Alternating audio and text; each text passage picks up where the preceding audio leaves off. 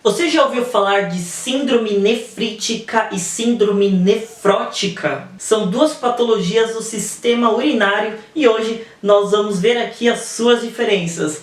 Vem comigo!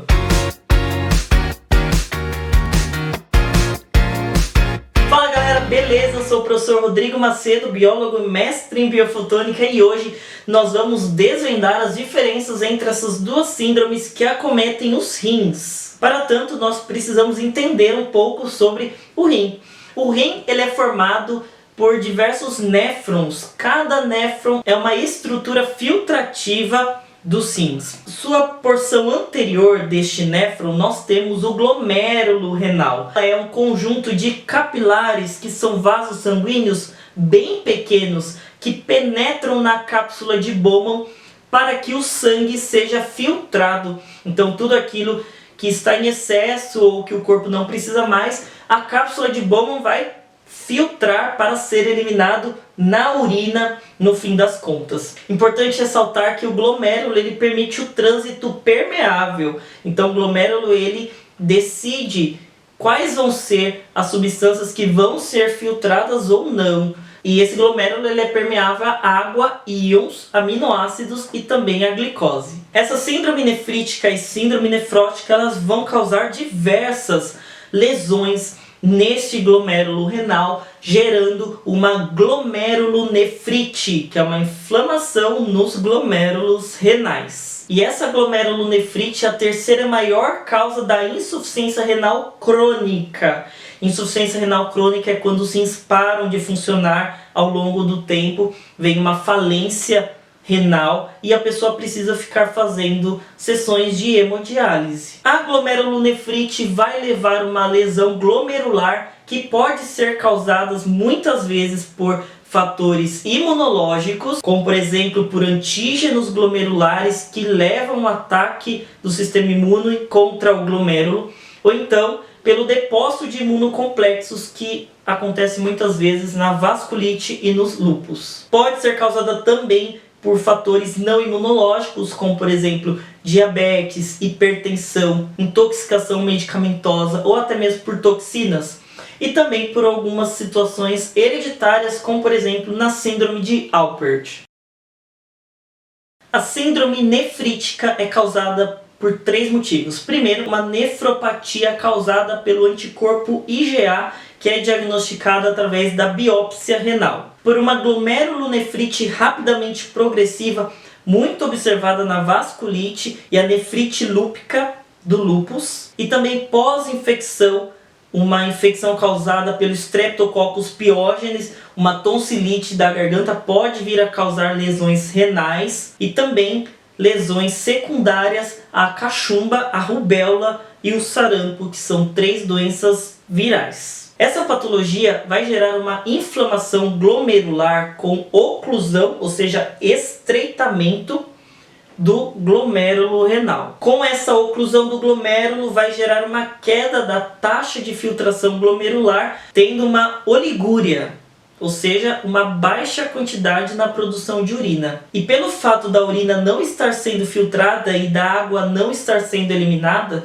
vai gerar o aumento do volume sanguíneo, que vai gerar hipertensão arterial e também o edema. E a diminuição da permeabilidade glomerular causada por essa oclusão vai gerar uma retenção de sódio, que vai acometer o edema periférico dos membros por conta desse excesso de sódio e pelo aumento do volume sanguíneo no corpo humano. Essa queda da taxa de filtração glomerular com o tempo pode gerar uma atrofia renal. Então, os rins na síndrome nefrítica têm ali a probabilidade de ficar cada vez menor por conta desta atrofia. E com o tempo, esse glomérulo ele vai ficar sendo lesionado, muitas vezes causada pelo ataque do sistema imunológico na nefropatia por anticorpo ou imunocomplexos. Com esta lesão do glomérulo, vai acabar gerando aumento nas fenestras deste glomérulo e as hemácias elas vão acabar se espremendo e saindo do sangue e indo para o néfron. Veja que essa situação não é comum. As hemácias não devem sair do sangue, mas por conta dessa lesão, as hemácias conseguem sair e acabam sendo eliminadas na urina. No diagnóstico, vai ser observado uma hematúria, ou seja, a presença de hemácias dismórficas, porque elas perderam a sua forma ao se espremer na urina do paciente.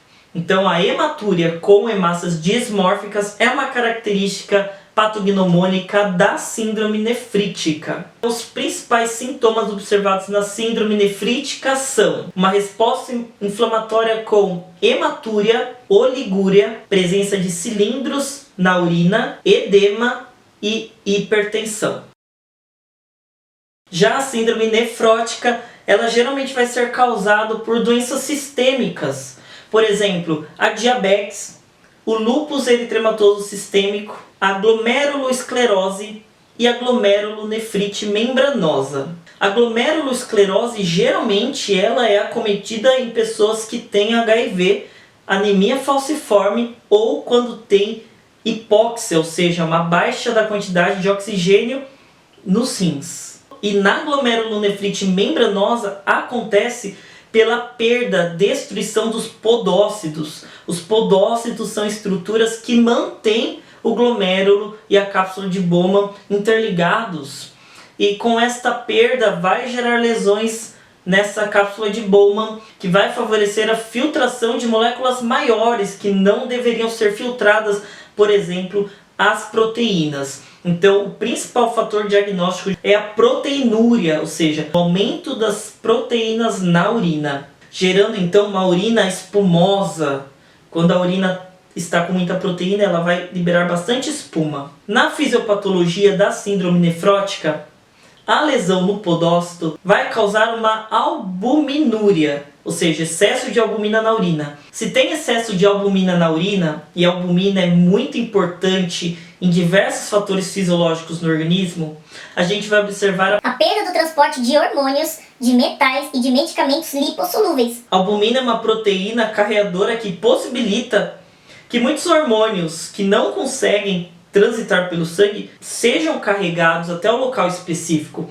E por conta disso, vai gerar perda de fatores anticoagulantes, aumenta o risco de trombose e também aumenta o risco de edema pulmonar. Se tem uma albuminúria, a gente observa hipoalbuminemia, ou seja, uma queda, uma baixa da quantidade de albumina no sangue. E para compensar essa falta de albumina, o fígado ele vai trabalhar em excesso, gerando a liberação de colesterol na corrente sanguínea, gerando uma hiperlipidemia, que vai gerar o aumento do colesterol nos exames de sangue de uma pessoa com síndrome nefrótica. Essa hipoalbuminemia vai gerar o edema periférico. Se tem pouca albumina no sangue, a concentração dos tecidos adjacentes é maior. Então a água do sangue vai migrar para os tecidos adjacentes, gerando um edema generalizado. Edema nos pés, nas pernas, nas mãos, na face e até mesmo a ascite, ou seja, o edema na região abdominal, além do edema pulmonar. Este edema, que é a migração da água para os tecidos periféricos, vai gerar uma queda na volemia, ou seja, uma queda na quantidade de água do sangue. Esta baixa quantidade de água vai fazer com que os rins liberem aldosterona. A aldosterona ela gera a reabsorção renal do sódio. Então, o volume de sangue caiu. De uma forma compensatória, libera a aldosterona para remover a água que está sendo filtrada pelos rins e jogá-la novamente na corrente sanguínea a fim de restabelecer o volume sanguíneo. Esse sódio que foi dos rins para o sangue novamente é uma das formas fisiológicas do corpo reduzir o edema para aumentar a concentração do sangue. Reduz o edema, traz a água por osmose que está sendo filtrada de volta para o sangue. Então, se esta água está sendo reabsorvida de volta para o sangue, a urina não está sendo formada. Então nós vemos o quadro de oligúria, ou seja, a pessoa que tem síndrome nefrótica ela vai ter baixa quantidade de urina. Então, a fim de comparação, a gente vai observar que na síndrome nefrítica observamos a oligúria, a menor quantidade de urina, a hematúria, a urina com sangue com cor de Coca-Cola, um edema mais leve e também a hipertensão. Já na síndrome nefrótica, a gente observa a proteinúria, que é o aumento de proteínas na urina, uma oligúria, que é a pouca produção de urina, o aumento do colesterol, a fim de compensar a hipoalbuminemia, que é a baixa taxa de albumina no sangue. E também observamos a albuminúria, que é aumento de albumina na urina. E o edema generalizado, podendo gerar uma ascite. Então, fique ligado nas diferenças. Então esta foi a nossa videoaula de hoje, um tema bastante complexo, não é verdade? Mas espero que você tenha gostado e que você tenha entendido.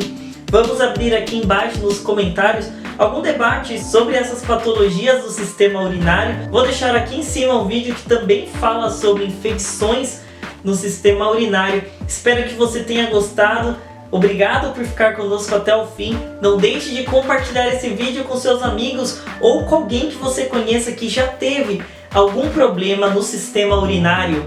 Muito obrigado e até a próxima videoaula. Tchau!